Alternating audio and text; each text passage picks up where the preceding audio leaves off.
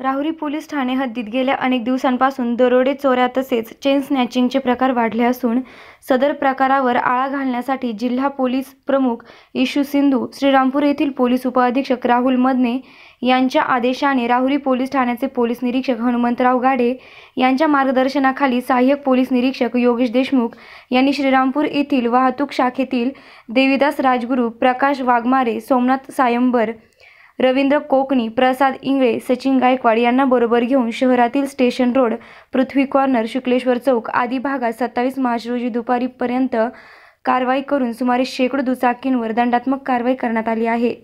यामध्ये triple seat गाडी, number नसलेली दुचाकी, विना हेल्मेट, लायसेन्स व कागदपत्रे नसलेल्या सुमारे 30 दुचाकींवरील दुपारपर्यंत कारवाई करण्यात आली आहे।